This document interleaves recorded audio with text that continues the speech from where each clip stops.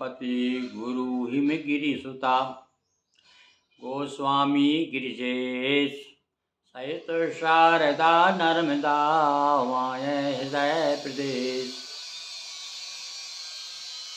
नगर नर्मदापुरम में श्री सेवाश्रम धाम, यहाँ विराजय नर्मदा वाऊ करें प्रणाम।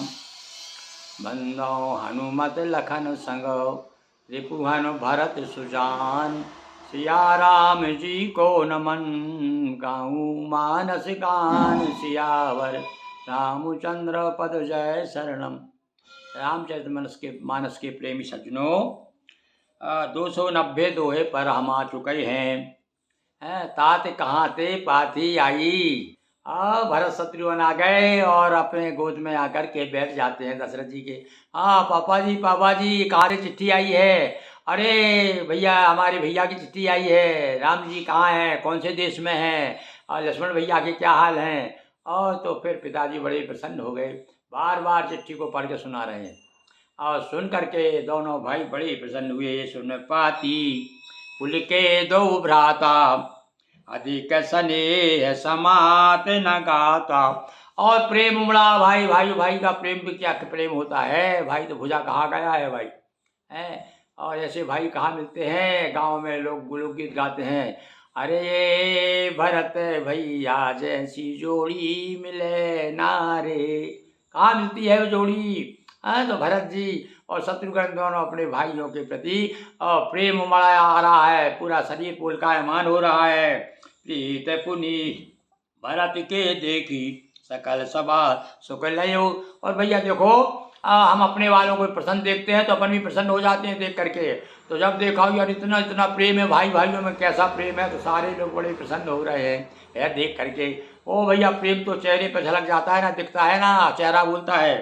तो तब इंद्र पर निकट दूत बैठा रे मधुर मधुर मनोहर बचन। देखिए अब आप बहुत बड़ी बात है भाई, यहाँ तो ध्यान दीजिए आप। एक दूत क्या होता है, दूत की क्या पोजीशन होती है, और राजा कहाँ होता है। किंतु क्योंकि अपने पुत्र का समाचार है, इसलिए अपने पास में बिठा ला राजा, पास में बिठा ला उसको। और पास में बिठा के कहा, हाँ भाई बताओ तो हमारे बच्चे क्या हाल है भाई। मधुर वो क्या कहते, भैया कहो कुशल दो बारे।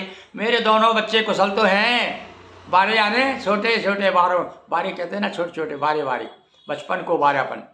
तो तुम्हें नीक है। और तुम ये तो बताओ, तुमने खुद देखा उनको? देखो आप पिताजी की एक लालसा क्या होती है।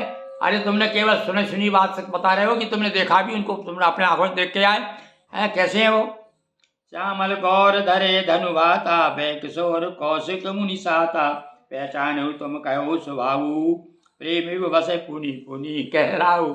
बार बार जब प्रेम उमड़ता है ना, तो आदमी बार बार अरे बताओ तो भैया, अरे बताओ तो हमारे बच्चों के कैसे हैं। और देखो मैं पहचान बता देता हूँ, एक तो सांवला है और एक गोरा है। दशरथ जी क्या कह रहे हैं देखो आप। और बेकिशोर, बड़े छोटे छोटे हैं, उनको बेकिशोर अवस्था है और कुछ ज़्यादा बड़े नहीं हैं। और वो विश्वामित्र जी के साथ में आपने देखा होगा। अब पहचानते हो कि नहीं पहचानते उनको? पास में गए कि नहीं? अरे भाई पहचानते हो, बताओ उनका स्वभाव कैसा है, देखें हम जब जाने तो बता दो स्वभाव कैसा उनका, तब हमारी समझ में आएगा कि वाकई में तुमने जो है उनसे मिल के आए हो। प्रेम बस पुनि पुनि कह राहु, बार बार उनसे पूछते हैं। उजा दिन ते मुनि गए लवाई, और तब से आज सांच सुध पाई। अरे भाई पहले इस प्रकार से कोई पोस्ट ऑफिस तो था नहीं, ना डाक की व्यवस्था थी, कोई खबर नहीं थी। वो सचमुच में आज सही खबर मिली। उड़ते उड़ते तो बहुत खबर आती रहती थी, पर वो कभी कभी क्या सही भी नहीं होती थी। तो कह रहा सचमुच में आज खबर मिली मेरे बच्चों की कि मेरे बच्चे कहाँ रहते हुए कहाँ पहुँच गए। कहो विधेय कवन विधि जाने, सुन प्रिय वचन दूत मुझसे कहानी। अरे क्या कह रहे हैं ये तो बताओ, राजा ने पहचाना कि नहीं पहचाना? जनक जी ने पहचान लिया था कि नहीं उनको कि मेरे लड़के हैं वो? तब तो मुस्कुराने लगे, कहने लगे देखो पिता की आत्मा, देखो इस प्रकार से पिता किस प्रकार से अपने पुत्रों के प्रति लाड़ दिखाता है। सुनऊ महीपत मुकुट मणि, तुम्हें सन धन न कोई। भैया जैसे राजा होते हैं ना, वैसे ही प्रजा होती है। बड़े विद्वान थे दूत भी, बड़े उससे कहते महाराज आप बड़े धन्यवाद हैं आपको, आप तो धन्य हैं, आपका जन्म जैसे आपके यहाँ पर आप तो मुकुटमणि मणि तो राम लखन जिनके तनय विश्व विभूषण दो। अरे सारे संसार के भूषण हैं, सारे संसार को एक तरफ कर दो, सारे संसार की सुंदरता, सारे संसार के अलंकार, और तुम्हारे बच्चों को एक तरफ बिठा दो, सारे संसार के आभूषण। सबको जो भी देखेगा वो कहेगा अरे वाह क्या सुंदर है, क्या सुंदर है, क्या अलंकार है।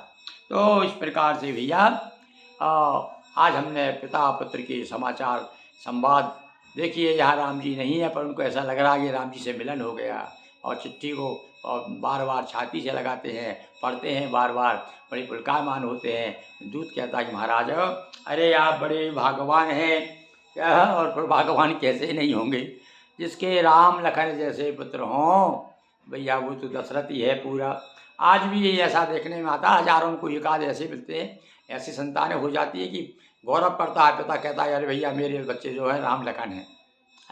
आज बड़े बड़े हो गए हैं, बाल बच्चे वाले हो गए, पर मजाल की एक सवाल एक शब्द हमारे सामने कहते, पर भैया हजारों में एक है अब है, क्योंकि बलराम के बाद दूसरा राम होना, बड़े लक्ष्मण को लोग कई कहते ना अरे भैया मैं तो राम बन जाऊं पर सीता जैसी पत्नी में, सीता तो बने पत्नी तब तो राम बनूं मैं तो राम हूँ पर सीता तो शूर्पणखा है, जो मेरी पत्नी जिसे मैं सीता कहता हूँ वो तो शूर्पणखा है। तो भैया वर्तमान की स्थिति तो ये है कि एक तो राम है, एक शूर्पणखा है, और हमेशा घर में जो है कलह हो रही। तो यहाँ पर भैया ये मानस तो यही कहती है कि जो मानस को पढ़ेगा सुनेगा और उससे निश्चित उसकी संपत्ति, उसकी दंपति जो है, उसका परिवार, और उसके घर में राम भी होंगे, लक्ष्मण भी होंगे, सीता भी आएगी, और कौशल्य जैसी माँ भी हो जाएगी। तो ये सब जिस दिन हो जाएगा उस दिन हमारे देश में राम राज आ जाएगा। तो ये घर घर से चलता, सबसे पहले घर सुधरे भैया। हैं कहते हैं ना कि एक विद्वान कहा करते थे अरे भैया पूरे गांव को मत सुधारो, अरे साफ सफाई मत करो, अपने आंगन की सफाई कर लो, घर सामने की सड़क, हर आदमी अपने घर के सामने की सड़क साफ कर ले तो पूरा गांव साफ हो जाता है। इसी प्रकार से भैया ये रामचरितमानस है। देखिए पिता पुत्र का कैसा प्रेम है, ऐसा प्रेम राम जी जैसी पिता भक्ति वाला हो जाए, और ऐसे पिता हो दशरथ जैसे, तो घर घर जैसी स्थिति बन जाए तो अपने आप पूरा राज्य, पूरा देश हमारा जो है राम राज्य कहलाएगा। बोलिए सियावर रामचंद्र की जय। हर हर महादेव शंभो।